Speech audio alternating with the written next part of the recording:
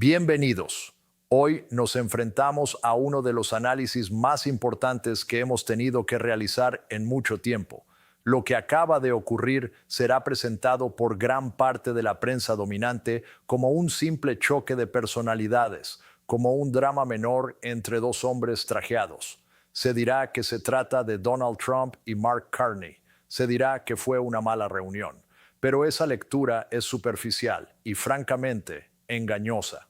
Lo que estamos presenciando es algo mucho más profundo, más estructural y considerablemente más peligroso. Estamos observando el momento exacto en el que el poder estadounidense, desesperado por mantener una hegemonía en declive, intentó devorar a su propio vecino, a su socio histórico, y descubrió, quizá por primera vez en 70 años, que ya no podía imponer su voluntad.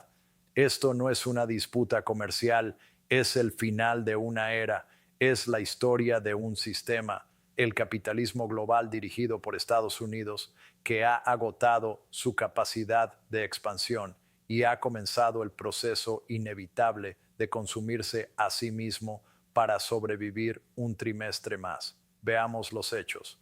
A las 2:14 de la tarde, Mark Carney abandonó el ala oeste de la Casa Blanca. No hubo gestos teatrales, no hubo declaraciones altisonantes, no participó en el espectáculo en el que se ha convertido la política estadounidense contemporánea. Simplemente se marchó y ese gesto aparentemente sencillo es profundamente revelador.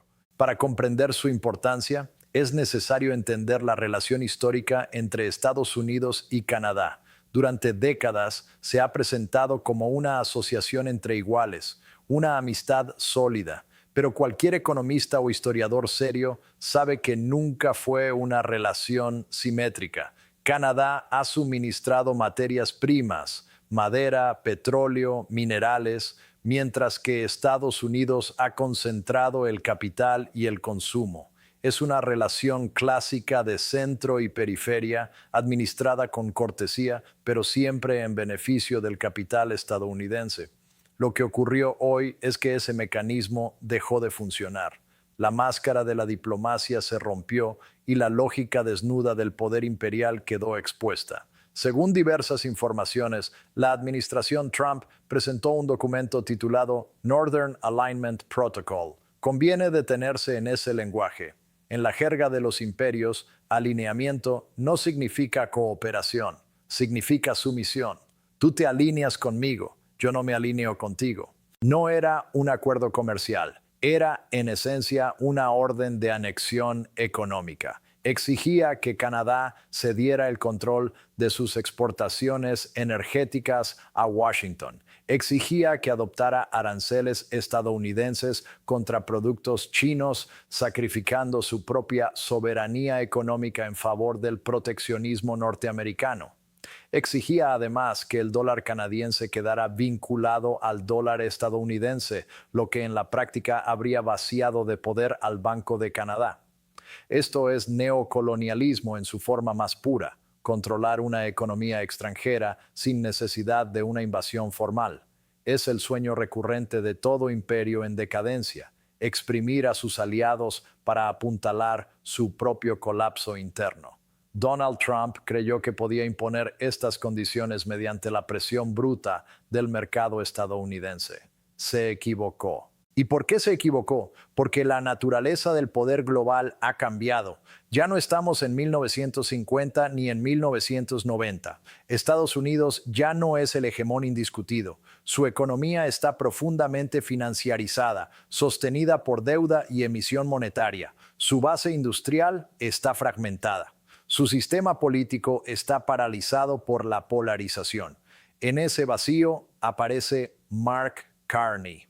Conviene ser claros, Carney no es socialista ni defensor de la clase trabajadora. Es un banquero central, un tecnócrata de primer nivel, representante del capital financiero global, Goldman Sachs, el Banco de Inglaterra, el Royal Bank of Canada. pero precisamente por eso no podía firmar ese documento. La posición estadounidense, errática, imprevisible, se ha convertido en una amenaza para la estabilidad del propio sistema capitalista internacional. Cuando Carney se levantó y se fue, no fue solo un gesto de dignidad nacional canadiense.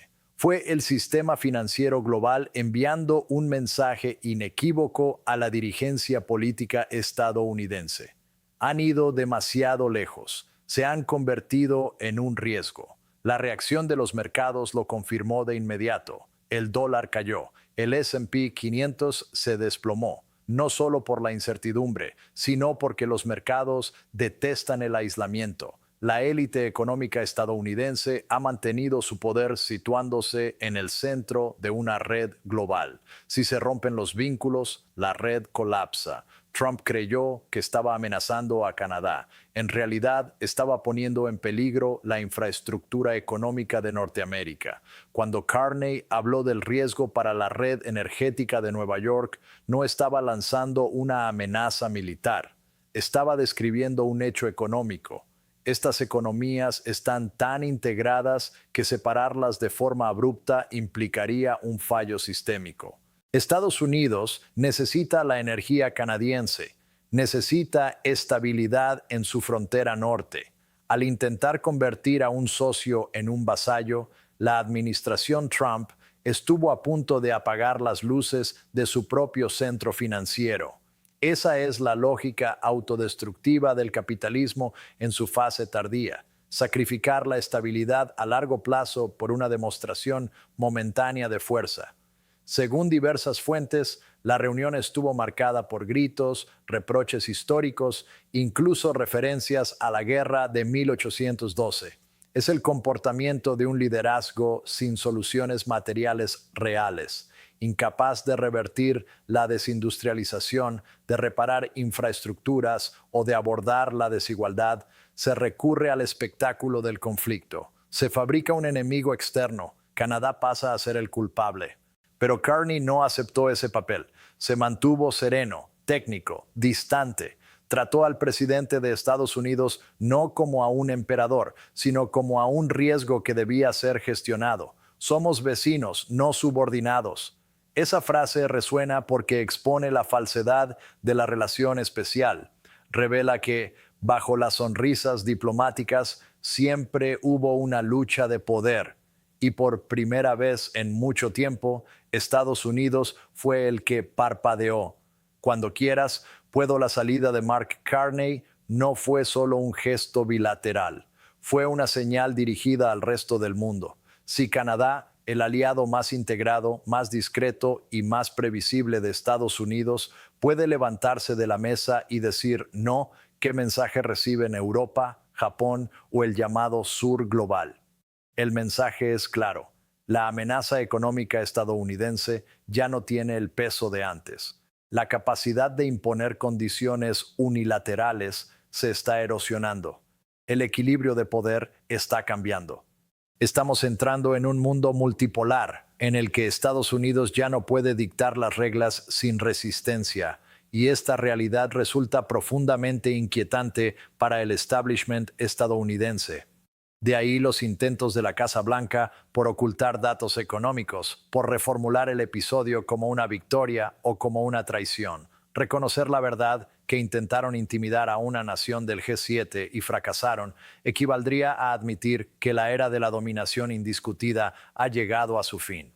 Pero más allá de los mercados y los titulares, es imprescindible analizar qué significa todo esto para la gente común en ambos países. Porque cuando los grandes poderes chocan, quienes sufren no son los responsables de las decisiones. Una guerra comercial, una crisis monetaria o una disrupción en las redes energéticas no afectan a los banqueros ni a los presidentes. Afectan al trabajador automotriz en Ontario, cuyo empleo desaparece por culpa de los aranceles, a la enfermera en Nueva York que ve cómo se dispara su factura eléctrica, a las familias que hacen la compra mientras la moneda fluctúa y los precios se disparan. Ese es el verdadero crimen del sistema. Las decisiones se toman en despachos cerrados, impulsadas por el ego, el beneficio y la estrategia imperial, pero sus consecuencias se sienten en la mesa de la cocina. El llamado Northern Alignment Protocol no fue diseñado para proteger al trabajador estadounidense. Fue concebido para fortalecer a los monopolios norteamericanos frente a sus competidores, y la negativa de Carney tampoco estuvo orientada a defender al trabajador canadiense, sino a preservar la autonomía del capital canadiense. La población queda atrapada entre dos élites enfrentadas. Sin embargo, hay una lección importante en todo esto. El sistema no es invulnerable, es frágil, genera sus propias crisis. Cuando la fachada se resquebraja, como ocurrió a las 2:14 de la tarde, se deja ver el mecanismo interno. El poder real no reside en la retórica de un presidente, sino en los flujos materiales, energía, bienes y trabajo. Cuando Carney advirtió que Nueva York podía perder estabilidad en su red energética, no estaba amenazando, estaba describiendo una realidad estructural. El poder está en la infraestructura, en quienes la construyen y en los recursos que la sostienen. Los políticos y los banqueros actúan como guardianes, no como dueños. Comprender esto cambia la posición del ciudadano. No estamos obligados a ser espectadores pasivos de un drama ajeno. Existe la posibilidad de exigir un modelo económico que sirva a la mayoría, no uno que trate a los países como fichas de póker y a los trabajadores como daños colaterales. Se habla de divorcio entre Estados Unidos y Canadá. Tal vez sea el momento de pensar en otro tipo de ruptura. Una ruptura con un sistema que enfrenta a vecinos para beneficiar a unos pocos. El análisis no termina aquí. Es necesario examinar con detalle los mecanismos concretos del Northern Alignment Protocol y entender cómo fue diseñado como una herramienta de extracción de riqueza. También es fundamental revisar la historia de las relaciones entre Estados Unidos y Canadá, porque esta agresividad no es nueva. Lo único nuevo es el volumen. Lo que está en juego es el futuro del continente norteamericano. La historia se está acelerando. El final silencioso del imperio ha terminado. Ha comenzado la fase ruidosa y es esencial estar preparados para entenderla, cuestionarla y organizarnos dentro de ella. Esto no es el final del análisis, es apenas el inicio del colapso.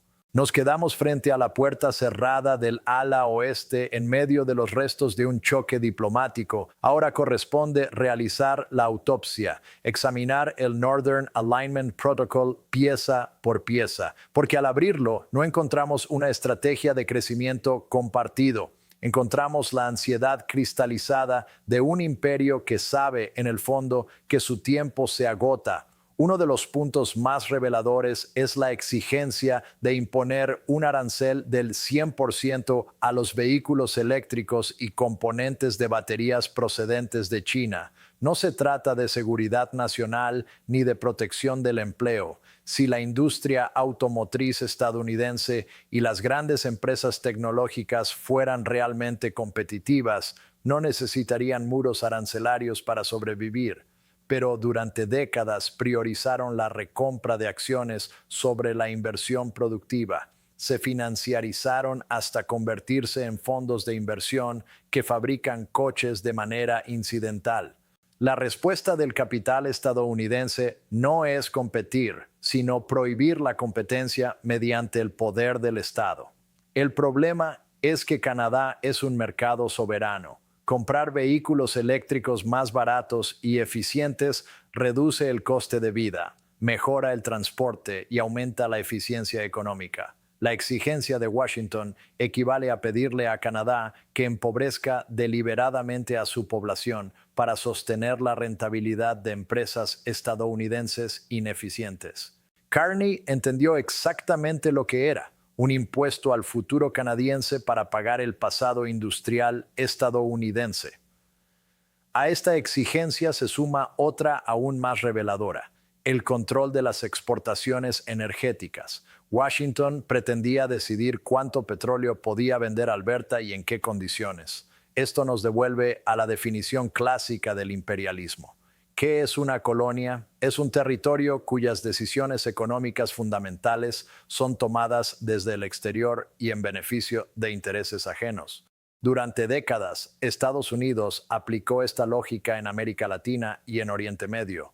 Ahora, a medida que esas regiones escapan a su control, su mirada se desplaza hacia el norte. El petróleo canadiense deja de ser visto como un recurso nacional y pasa a concebirse como una reserva estratégica al servicio del complejo militar e industrial estadounidense. Al exigir control sobre el grifo, la Casa Blanca intentó convertir a Canadá en una estación de servicio sin llaves. Es la forma más descarnada de la maldición de los recursos, impuesta no por la geografía, sino por un vecino que ha agotado su propia herencia y ahora reclama la ajena. Y finalmente, la exigencia más peligrosa de todas, la vinculación de la moneda canadiense al dólar estadounidense. En economía, quien controla la moneda controla el destino. Un dólar canadiense anclado al dólar estadounidense significaría que el Banco de Canadá perdería su capacidad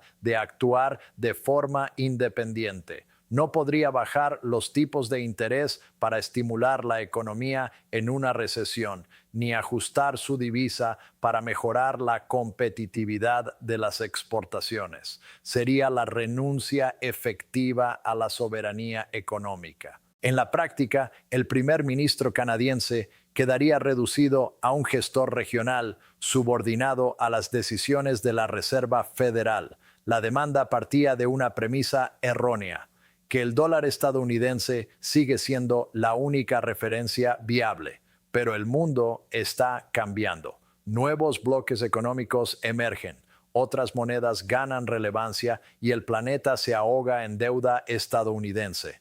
Atarse a esa moneda hoy no es una garantía de estabilidad, es aceptar un lastre.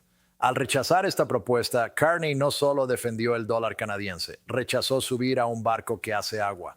Conviene ahora ampliar la perspectiva. ¿Por qué ocurre esto precisamente ahora? La historia demuestra que los imperios son más peligrosos cuando entran en declive.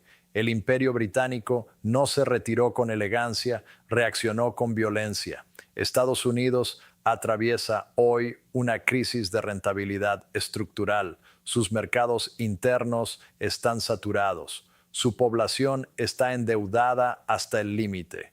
Los salarios reales llevan medio siglo estancados. Ya no queda margen para extraer más valor de su propia sociedad.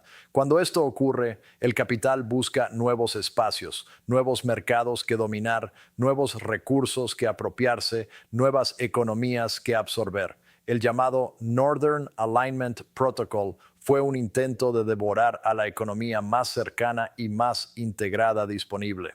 Es la lógica del hambre. Cuando no queda nada más, se mira al amigo como alimento.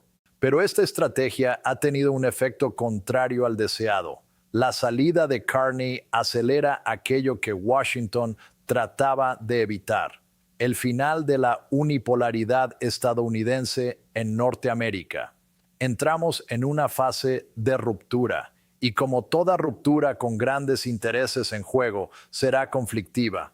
Las primeras señales ya son visibles. El silencio en los parques de Chicago y Nueva York no fue solo desconcierto, fue cálculo. El capital no tiene bandera. Si Estados Unidos se convierte en un socio volátil, agresivo e imprevisible, el capital buscará alternativas. Canadá comenzará a reorientarse. Será costoso, sin duda. Reorganizar cadenas de suministro construidas durante un siglo no es sencillo, pero la alternativa, la sumisión a una potencia errática en declive, es aún peor.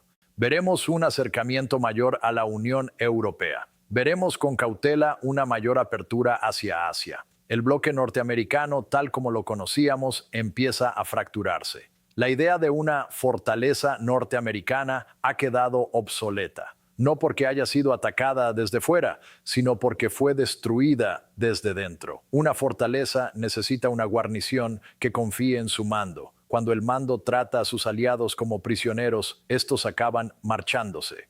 ¿Y qué significa todo esto para la ciudadanía?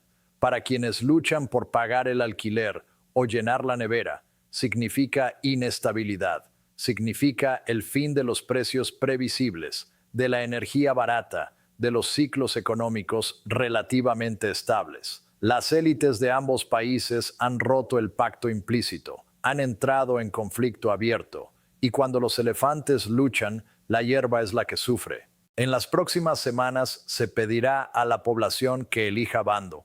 En Estados Unidos se señalará a Canadá como tramposo.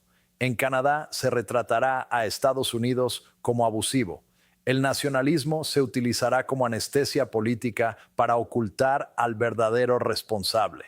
No hay que caer en esa trampa. El trabajador del automóvil en Detroit tiene más en común con su homólogo en Windsor que con cualquier dirigente político. La enfermera en Toronto comparte más intereses con un maestro en Chicago que con los arquitectos de estas decisiones. Ambos son víctimas de un sistema que prioriza el beneficio sobre la vida cotidiana. Este conflicto no es una lucha entre pueblos, sino una disputa entre facciones del capital. Una defiende el proteccionismo nacional como forma de controlar a su propia clase trabajadora. La otra apuesta por la globalización financiera sin restricciones. Ninguna de las dos responde a las necesidades de la mayoría. Una pretende encerrarla, la otra venderla. Entonces, ¿dónde está la esperanza? En el reconocimiento de que el sistema se está resquebrajando. Cuando la maquinaria del poder se detiene y los protocolos se queman, se abre un espacio político. Las instituciones no son naturales ni eternas. Fueron construidas y pueden ser desmontadas. Si un banquero central puede decir no al presidente de Estados Unidos porque el acuerdo es malo para los negocios, la clase trabajadora puede y debe decir no a un sistema que es malo para la humanidad. Lo que necesitamos no es un protocolo de alineamiento geopolítico, sino un alineamiento de los trabajadores, un modelo en el que la energía sea un servicio público, no un arma, en el que la tecnología se comparta para el bienestar colectivo, en el que la moneda esté al servicio de la sociedad, no de la especulación. La era del imperio discreto ha terminado. El ruido que escuchamos en los mercados es el sonido de un orden antiguo colapsando. No es una señal de fuerza, sino de debilidad, y en esa debilidad reside una oportunidad. La ruptura es un hecho. El futuro del continente está en disputa. La pregunta es quién lo controlará, que no sea ni la élite política ni financiera, que sea la gente que lo construyó. La historia registrará este momento como el cierre de un capítulo. El siguiente aún no está escrito y depende de nosotros, de